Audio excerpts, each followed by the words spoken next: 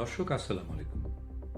আন্তর্জাতিক সংবাদ সংস্থা রয়টার্সের এক প্রতিবেদনে বলা হয়েছে, বাংলাদেশের সাবেক প্রধানমন্ত্রী ও আওয়ামী লীগ সভাপতি শেখ হাসিনা চলতি বছরের ডিসেম্বর মাসে দেশে ফিরে আদালতে আত্মসমর্পণের পরিকল্পনা করছেন। শুধু তিনি নন, তার সঙ্গে দলের আরও কয়েকজন জ্যেষ্ঠ নেতাও একইভাবে দেশে ফিরে আত্মসমর্পণ করতে পারেন বলে প্রতিবেদনে উল্লেখ করা হয়েছে। রয়টার্সকে দেয়া এক টেলিফোন সাক্ষাৎকারে শেখ হাসিনা দাবি করেন, তাঁর দলের প্রায় সব নেতাকর্মীর বিরুদ্ধে মামলা রয়েছে এবং অনেকেই আত্মগোপনে আছেন। তিনি বলেন, তিনি দেশে ফিরে আদালতের মুখোমুখি হতে চান এবং অন্য নেতাদেরও একইভাবে দেশে ফিরে আইনি প্রক্রিয়ায় অংশ নেওয়ার আহ্বান জানিয়েছেন।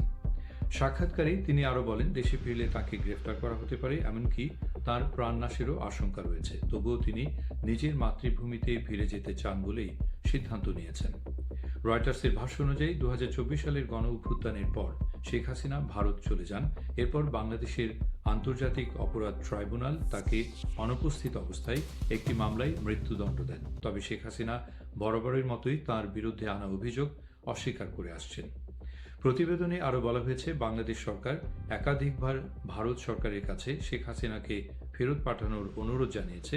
তবে এই সর্বশেষ পরিকল্পনা নিয়ে বাংলাদেশ সরকার বা ভারতের পররাষ্ট্র মন্ত্রণালয় আনুষ্ঠানিক কোনো মন্তব্য করেনি বলে জানিয়েছে রয়টার্স।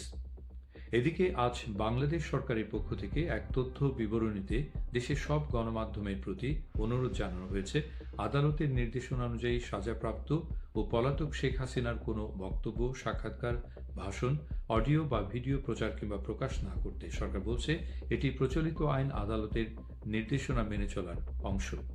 সব মিলিয়ে শেখ হাসিনার সম্ভাব্য দেশে ফেরা এবং আদালতে আত্মসমর্পণের এই ঘোষণা বাংলাদেশের রাজনীতিতে নতুন আলোচনা তৈরি করেছে। তবে এখনও পর্যন্ত এটি রয়টার্সকে দেয়া তার বক্তব্যের ভিত্তিতে প্রকাশিত তথ্য।